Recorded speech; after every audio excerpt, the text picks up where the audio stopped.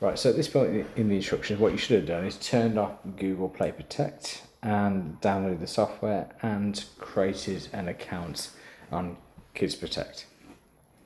So if you haven't done those yet, you need to do that now, and it is important that you have Google Play Protect switched off. So just a recap, just click on Google Play, click on the profile icon, go to Play Protect, click on the little cog in the top right corner, if it'll let me. And then from the bottom, turn that one off first, then turn this one off. And you now need to press turn off. And then I need to put the PIN number in for the phone, which it won't let you see. It will just go blank. You can use your fingerprint as well. Okay, make sure that's off and go back. If they haven't got a Play Store account, you can go through the settings as well and do it that way. And on a Samsung, there is extra steps, or at least there is on this Samsung anyway. So again, go to settings, type in blocker, and click on auto blocker. We need to switch the auto blocker off. And again, it's going to ask me for my PIN code, so I'm just going to put that in. And also,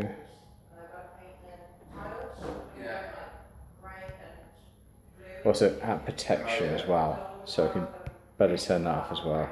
So 3 dots in the top corner, app protection settings, switch off. Okay, we should be good to install now. So if you have downloaded the software already, it might be in your notifications. If it is, just click on that. If not, then go to Files or My Files on the Samsung. Go to Downloads and click on the software. It's normally called Wi-Fi services or something similar. It looks like this. It'll be your top download if you're going to just download it. So click on that and click on Install and then Open.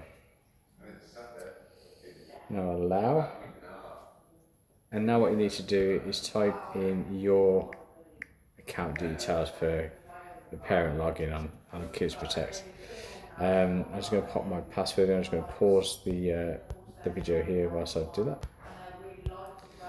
The only reason I did that, I don't want people logging into my account. Not that there's anything on there, it's just going to cause confusion. You need to log into the account you created so you can monitor this phone, otherwise it'll be a bit of a mess if everyone tries to log into one account. Anyway, click login. That now ties the app to your account, so it's now sending data to your account. If it asks you to save the details, I would suggest you put no. And then we just go accept the permissions. So while using the app,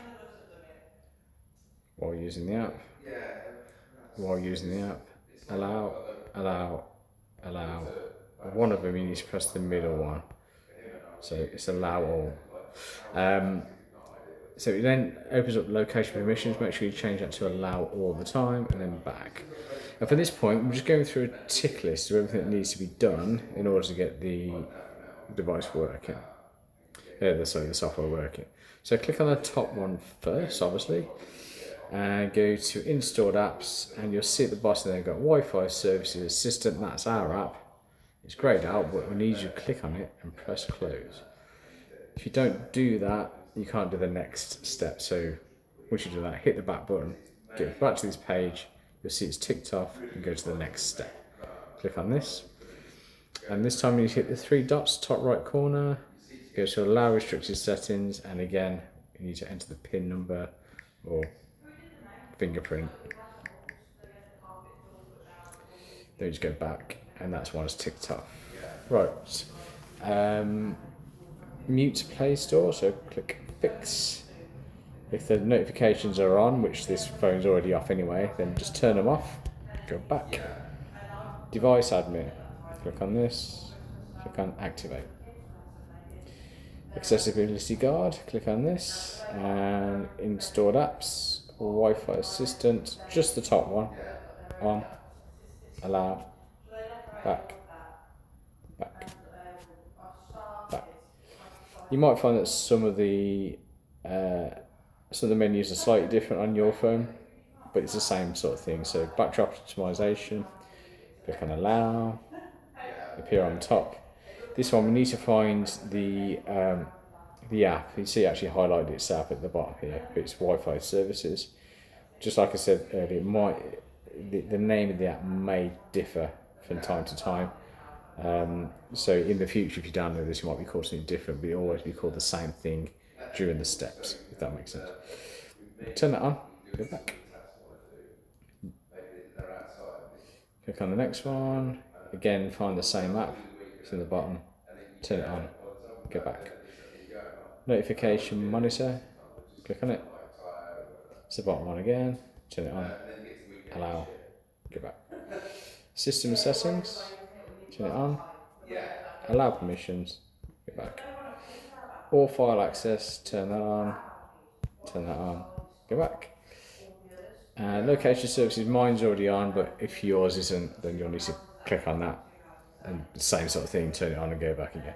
And then press continue. And complete installation.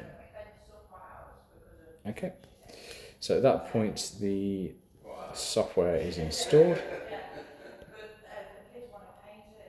I just want to check. Yeah, it's best to just remove the file as well once it's definitely installed. Go to files and just delete the install program. That clears out for you, and then go to apps and close anything down that you've opened. That's pretty much it, really. Just close everything down. And that's it. The phone is ready to hand back to the user.